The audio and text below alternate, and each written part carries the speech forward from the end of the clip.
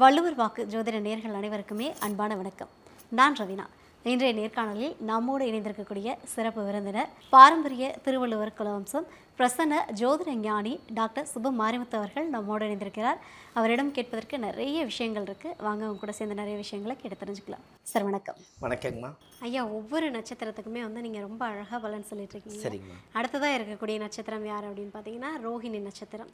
So இந்த ரோஹிணி நட்சத்திரக்காரங்க எப்படி இருப்பாங்க, அவங்களுடைய குணாதிசயம் எப்படி இருக்கும், உங்களுடைய எதிர்காலம் எப்படியெல்லாம் இருக்க போகுது? கண்டிப்பாக. அனைவருக்கும் வணக்கம்.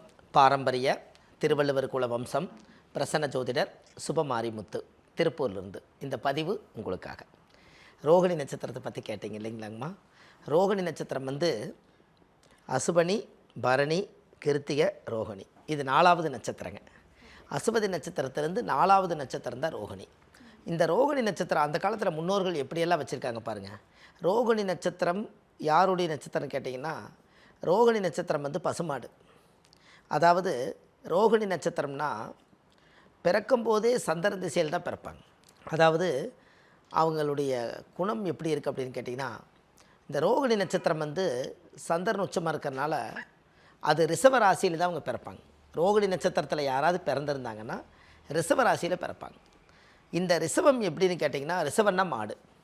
இந்த மாடு எப்படி இருக்குன்னா, அது பாட்டுக்கு சாப்பிட்டு அது பாட்டுக்கு இருக்குது இல்லைங்களா. அதுபோல் இந்த ரோகிணி நட்சத்திரக்காருடைய ஒரிஜினல் குணாதிசயம் என்னென்னு கேட்டிங்கன்னா, யாரையுமே துன்பம் கொடுக்க மாட்டாங்க. அவங்க வேலையை மட்டும் பார்த்துட்டு அவங்க வேலை போயிட்டு வருவாங்க. அவங்க வேறு யாரையும் டிஸ்டர்ப் பண்ண மாட்டாங்க. நீங்கள் ஏதாவது நிறுத்தி கேள்வி கேட்டிங்கன்னா மட்டும்தான் பதில் சொல்லுவாங்க. இல்லைன்னா அவரோட வேலை என்னெல்லாம் இருக்குதோ அதை எல்லாம் கம்ப்ளீட்டாக முடிக்க வரைக்கும் அவர் யாரு கூட டச் வச்சுக்க மாட்டார். அப்போது ரோகிணி என்றைக்குமே ஒரு பசுமாடு, தாயுடைய நட்சத்திரம். அதாவது சந்திரன் திசையில் தான் அவங்க பிறப்பாங்க. அவங்க சந்திரன் திசையில் பிறந்து இந்த சந்திரன் திசை 10 வருஷம் பாருங்கள். தாயுடைய கர்ப்பத்தில் ஒரு குழந்தை எத்தனை மாதம் இருக்குதுங்க? 10 மாதம். அந்த ஜாதகருடைய சந்திரன் திசை ரோகிணி நட்சத்திரத்துக்கு சந்திரன் திசையும் 10 வருஷம்தான். அந்த 10 வருஷத்தை தான் அந்த 10 மாதம்னு அந்த காலத்தில் பிரிச்சிருக்காங்க. இப்போ சூரியன் திசை 6 வருஷம்னா சூரிய உதயம் 6 மணி. சந்திரன் திசை 10 மாதம்னா அந்த 10 மாதம் குழந்தைக்கு அந்த 10 வருஷம்.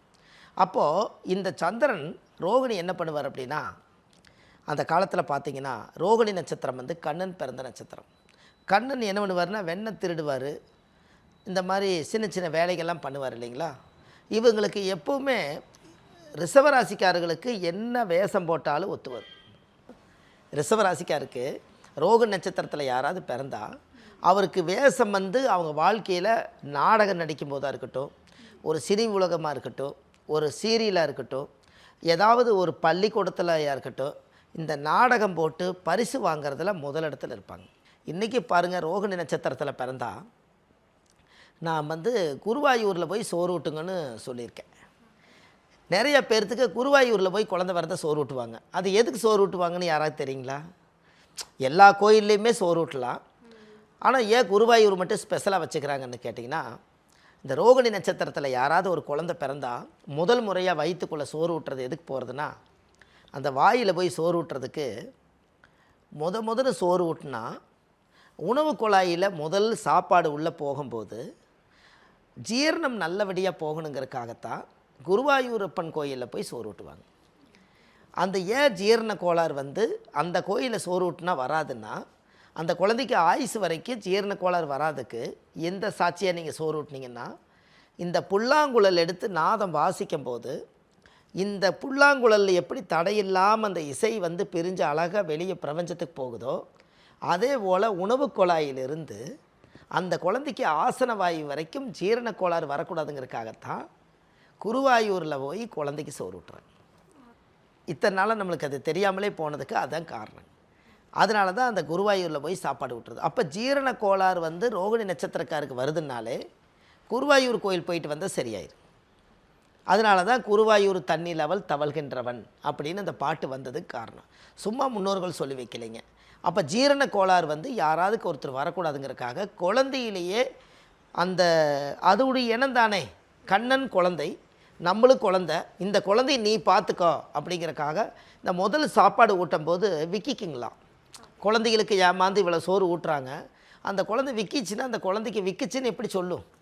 அதனால் ஜீரண கோளாறு வரக்கூடாதுங்கிறக்காக அவங்க சாப்பாடு ஊட்டும் போது இந்த குடலுக்குள்ளே உள்ளே போய் ஆசனவாயு வரைக்கும் வந்து அது முதல் முடியாக அந்த ஆசனவாயு வழியாக அந்த சாப்பாடு ஊட்டி ஜீரணமாகி அது கழிவு வந்துருச்சுனாலே அந்த குழந்தைக்கு எந்த ஒரு தோஷங்களும் உணவு குழாயில் ஜீரண கோளாறு வராதான். அதுக்காகத்தான் ரோகிணி நட்சத்திரத்தில் யாராவது ஒருத்தர் பிறந்தால் குருவாயூர் போய் சாப்பாடு ஊட்டிட்டு வர்றதுக்கு காரணம். ஏன்னா ரோகிணி நட்சத்திரம் வந்து கொஞ்சம் வியாக்கியானமாக இருக்குங்க.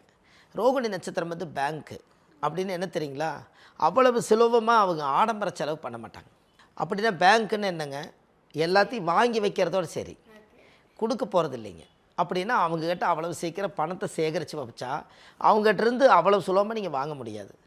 ஒரு தர்ம தானம் புண்ணியம் செய்யறதுக்கு செய்வார், தேவையில்லாமல் ஆடம்பரம் எதுக்குங்கன்னு அவரே கேட்பார். ஒரு சிக்கனமாக கரெக்டாக வாழ்வாங்க. அந்த ரோகிணி நட்சத்திரத்தினுடைய அமைப்பு என்னென்னு கேட்டிங்கன்னா அது ரிஷவராசி. ரிஷவம்னா சந்திரன் உச்சம். முகம் வந்து அவங்களுக்கு ஒரு தெய்வ சுக்கிரனுடைய வீடு. முகம் வந்து அவங்களுக்கு ஒரு தெய்வ அம்சமாக இருக்குது. அதே போல் அந்த முகபாவனை நல்லாயிருக்கும். ரெண்டாவது அந்த சந்திரன் திசையில் அவங்க பிறந்திருக்கிறனால அந்த திசையில் அவங்களுடைய வாழ்க்கை ரொம்ப பிரமாதமாக இருக்கும். இந்த சந்திரன் திசை வந்து தாய் மேல் ரொம்ப பாசமாக இருப்பாங்க. அவங்க சிக்கனமாக செலவழித்து வரக்கூடிய மனைவியாக இருந்தாலும் அவங்ககிட்ட சிக்கனமாக பிழைக்க சொல்லி இவங்க புத்தி சொல்லுவாங்க. அப்போ அவங்க ஆடம்பரத்தை விரும்பாதவங்கன்னு அர்த்தம். அப்போ ஆடம்பரத்தை அவங்க விரும்பலைன்னா அவங்க இருக்கிறத வச்சு வாழ்ந்துக்கலான்னே நினச்சிக்குவாங்க. ஒரு அளவாக வீடு கட்டி வாழ்ந்துக்கலாம், நிறைய வீடு கட்ட வேண்டாம், அளவாக போதும், எதுக்கு கஷ்டப்படுற, இப்படியெல்லாம் புத்தி சொல்லி தன்னைத்தானே அவங்க செஞ்சுக்குவாங்க. இது எல்லாம் ரோகிணி நட்சத்திரத்தினுடைய அம்சம். அப்போது இந்த ரோகிணி நட்சத்திரத்தில் சந்திர திசையில் இந்த குழந்தை பிறந்தா அப்போ சொல்லுங்கள், அப்போ சந்திர திசை 10 வருஷம். அப்போ தாயுடைய கருவறையிலிருந்து தொப்புள் கொடி அறுக்கும்போது ஆதி எந்த பரம நாளிகை தாய் மாதா கர்ப்பத்தில் நீக்கி சென்றது போக நின்றது 5 வருஷம் வச்சுக்கலாங்க. சந்திர திசை 10 வருஷம்னா இருப்பு ஒரு 5 வருஷம் பொதுவாக மக்களுக்கு வச்சுக்கலாம். அப்போ 5 வருஷம்னா சந்திர திசை 5 வருஷம்னா 5 வயசு குழந்தையாக இருக்கும்போது அந்த குழந்தைக்கு சந்திர திசை முடிஞ்சிடும், தாயுடைய திசை. அடுத்து செவ்வாய் திசை ஒரு 7 வருஷங்க. 7 5 12 வயசு. அந்த பொண்ணாக இருந்தாலும் ஆணாக இருந்தாலும் ஒரு 12 வயசு வரைக்கும் அந்த செவ்வாய் திசை போகும். அப்போ செவ்வாய் திசையில் அந்த குழந்தை படிப்பாங்க. ஒரு 5 வயசில் கொண்டு போய் குழந்தைக்கு சேர்த்துனா ஒரு 7வது 8வது வரைக்கும் 12வது வரைக்கும் படிப்பாங்க. இந்த 12 வயசுக்குள்ளே படிப்பாங்க. செவ்வாய் திசைக்கு அடுத்து ராகு திசை 18 வருஷங்க. இந்த 18 வருஷம் யார் அப்படின்னு கேட்டிங்கன்னா ராகு திசை 18 வருஷம். அப்போது 18 ஒரு 12 30 வருஷம். இந்த 30 வயசு வரைக்கும் தான் இவங்களுக்கு ராகு திசை. எல்லா கஷ்டத்தையும் சின்ன குழந்தையிலேயே அனுபவிப்பாங்க. ராகு என்பது அதை நான் சொன்னேன் இல்லைங்களா, ராகு திசை சின்ன வயசில் வரக்கூடாதுன்னு. அப்போ இவங்க படிக்கிறதுக்கு எவ்வளோ கஷ்டப்படணும்னு பாருங்கள். 12 வயசில் ராகு திசை வந்துட்டா 30 வயசு வரைக்கும் அவங்க படிக்கிற காலமே 25 வயசு வரைக்கும் இருக்கும். அப்போ அவங்க படித்து 3 காலேஜ் 12வது வரைக்கும் +2 படித்து 3 காலேஜ் முடித்து 2 டிகிரி முடித்து ஒரு ட்ரைனிங் எடுத்து அப்புறம் அவங்க வேலைக்கு போகும்போது அவருக்கு வயசு 25 26 ஆயிருமில்ல. அப்போது இந்த ராகு திசையில் கேட்டிங்கன்னா எப்படிங்க படிச்சிங்கன்னு கேட்டால் ஏனுங்க பேசுகிறீங்க, படாத கஷ்டப்பட்டுட்டேன், இதில் படித்ததெல்லாம் மெமரியில் இல்லை, எல்லாம் புக்கை பார்த்து படிக்கிறேன், எழுதும்போது மறந்துடுறேன், எனக்கு இதுலேயுமே ஒரு திருப்தி இல்லைங்க, என்னமோ நான் வாழ்ந்துட்டுருக்கேன், அவ்வளோதான் எனக்கு தெரியும் அப்படின்னு இந்த ராகு திசையில் சொல்லுவாங்க. சில பேர்த்துக்கு அந்த ராகு திசையை உங்களை கல்யாணம் பண்ணி வச்சிரும். 30 வயசுக்குள்ளே ராகு திசையும் கல்யாணம் பண்ணி வச்சுருங்க. அப்படி ராகு திசையில் கல்யாணம் பண்ண முடியாத தடை இருக்கிறவங்களுக்கு, ஏன்னா ஜாதகத்தில் ராகு தோஷம் செவ்வாய் தோஷமெல்லாம் இருக்குது இல்லைங்களா, இந்த தடையினால் 30 வயசுக்கு மேலே ராகு திசை முடிஞ்சு குரு திசை 18 குரு திசை 16 வருஷங்க. அப்போது 30 ஒரு 16 46. அப்போ 46 வயசுக்குள்ளே இவர் கல்யாணம் நடந்து அவங்களுடைய எதிர்கால திட்டத்துக்கு 46 வயசுக்கும் போது இடம் வாங்கிறது, வீடு வாசல் கட்டுறது, பையனை படிக்க வைக்கிறது, 2 குழந்தைகளை பெற்று வளர்த்தி ஆளாக்கி ஒரு மனுஷனாக்கிறது எல்லாமே ராகு திசை முடிஞ்சு குரு திசையில் இது நடக்குங்க.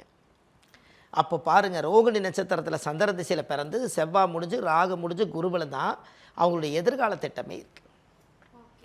அப்போ இந்த ராகு திசை முடிஞ்சு கரெக்டாக குரு திசை வந்தால் 46 வயசுக்கும் போது ஜாதகத்தில் நல்ல யோகம் என்ன அப்படின்னு கேட்டிங்கன்னா, உண்மையாலுமே அந்த 46 வயசுக்குள்ளே ஒரு பெரிய மனுஷனுடைய தகுதி அவர் எடுத்துக்கிறதுங்களா, ஒரு சமுதாயத்தில் ஒரு கௌரவமான மனிதராக மாறிடுறாரா, இடம் தட வீடு வாசல் வாங்கி ஒரு வீடு கட்டுற வேலையை நடத்துவார்.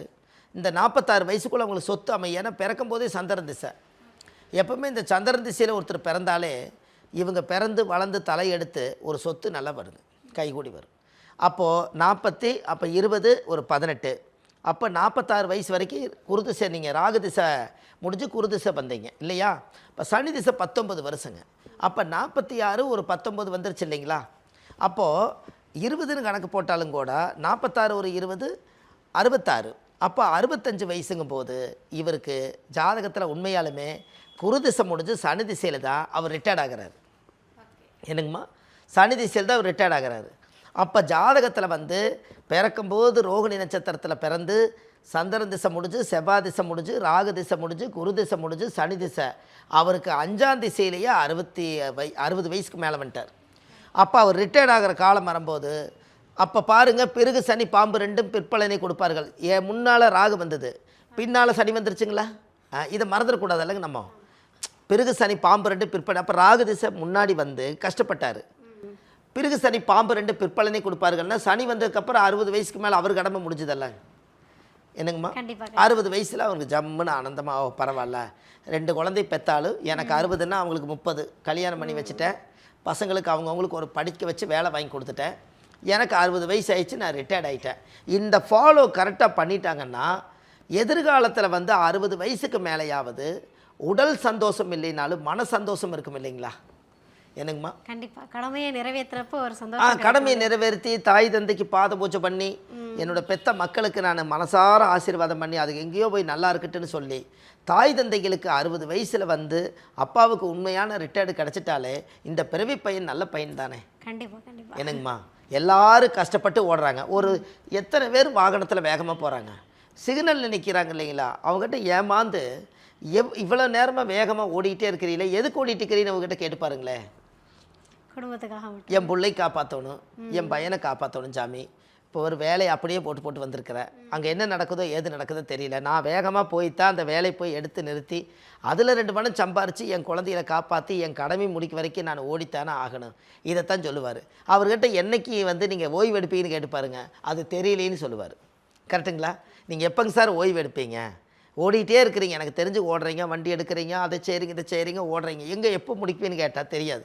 அப்போ இந்த ஃபார்முலா இதை தெரிஞ்சுட்டா அப்போ ரைட்டு, என் பையன் ரோகிணி நட்சத்திரத்தில் பிறந்தார், ரைட்டு, ரோகிணி நட்சத்திரம், அப்போ எனக்கு குரு திசை முடிஞ்சு சனி திசையில் நம்ம ரிட்டையர்டு. அப்பா போதும், கடவுளே உங்களுக்கு ஒரு பெரிய நன்றி. சனி திசையிலையும் வெளி உலகத்துக்கு அதிகமாக போய் நம்ம பாடுபட வேண்டாம்.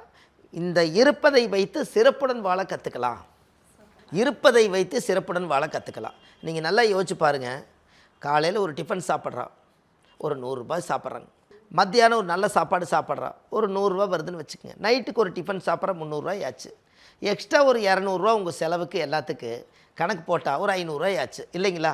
இந்த 500 ரூபாய்க்காக 5000 10,000 5 லட்சம் ஓடிட்டே இருந்தால் நாம் கடைசியில் எங்கே தான் ரிட்டையர்ட் ஆக முடியும் இல்லைங்களா?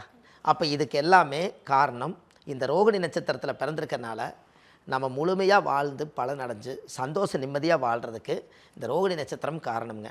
இதுக்கு ஒரு கோவில் ஒன்று உங்களுக்கு சொல்கிறேன். அந்த கோயிலுக்கு நீங்கள் போயிட்டு வந்தால் உங்களுடைய ஜாதகத்தில் கூடிய ஜென்ம நட்சத்திர தோஷம் நிவர்த்தி ஆகும். அது கண்டிப்பாக நான் இந்த கோயிலை உங்களுக்கு சொல்லி வைக்கிறேன். அதுக்கப்புறம் பாருங்கள், உங்களுடைய வாழ்க்கையில் ஒரு மிகப்பெரிய ஒரு வளர்ச்சி கிடைக்கும். ஐயா, எதிர்காலத்தை வந்து ரோஹிணிக்கு சொல்லி முடிச்சிட்டிங்க. என்ன இருந்தாலும் இன்பம் துன்பம் கலந்தது தானே வாழ்க்கை. ஆமாங்க. அப்போ பிரச்சனைகள் வரும்போது நீங்கள் சொல்லிட்டீங்க, ஒரு கோவிலுக்கு போயிட்டு வாங்க நான் சொல்கிறேன்ட்டீங்க. ஆமாங்க. இப்போ ரோஹிணி நட்சத்திரம் போக வேண்டிய கோவில் எது? அதாவது வந்துங்கம்மா, ரோகிணி நட்சத்திரத்தில் இவ்வளவு காலம் பிறந்து ஒரு தாயுடைய கர்ப்பத்திலேருந்து தொப்புள் கொடி அறுக்கும்போது இந்த புண்ணிய பூமியில் பிறக்கும்போது அவங்களுடைய ஜென்ம நட்சத்திரம் தான் ரோகிணி. இந்த ஜென்ம நட்சத்திரம் ரோகிணியில் பிறந்து ரோகிணி நட்சத்திர கோயிலுக்கே போகலைன்னா நம்மளுக்கு எப்படி புண்ணியம் கிடைக்கும்? கண்டிப்பாக அந்த கோயிலுக்கு போயிட்டு வரணும் இல்லைங்களா? அது வந்து எப்படின்னு கேட்டிங்கன்னா, மெயினாக சொல்ல போனோம்னாங்கம்மா, பாண்டதூத பெருமாள், அதாவது பாண்டதூத பெருமாள் ஏகாம்பரேஸ்வரர்னு சொல்லுவாங்க. இது வந்து ஜாதகத்தில் வந்து எல்லா யோகத்தையும் அடைஞ்சது. இதை வந்து கூகுளில் நீங்கள் சர்ச் பண்ணும்போது கரெக்டாக கிடச்சிரும். ஏகாம்பரேஸ்வரர்னு சொல்லி காஞ்சிபுரம் போகிற வழியில் இருக்குதுங்க. காஞ்சிபுரம் பக்கத்தில் அந்த கோயில் இருக்குது. இந்த கோவிலில் போய் உங்கள் ஜாதகத்தை கொண்டு போய் சாமி கருவறையில் வச்சு சுவாமிக்கு தேங்காய் பழம் பூ மாலை கல்கண்டு வாங்கி அர்ச்சனை பண்ணி அந்த கோவிலில் போய் சாமி கும்பிட்டு வந்தாச்சுன்னா உங்கள் வாழ்க்கையில் அசுர வளர்ச்சிங்க. அதுக்கப்புறம் உங்கள் வாழ்க்கை பிரமாதமாக இருக்கும். இதை கண்டிப்பாக செஞ்சுட்டு வாங்க. இந்த இவங்களுடைய வாழ்க்கை ரோகிணி நட்சத்திரத்தில் பிறந்துக்கிறவங்களுக்கு ஒரு இனிமேல் ஒரு புத்துணர்ச்சி அவங்க வாழுவாங்க. இதை கண்டிப்பாக செய்யுங்க, நல்லதே நடக்கும். வாழ்வது ஒரு முறை, வாழ்த்தட்டும் தலைமுறை. நன்றி, வணக்கம்.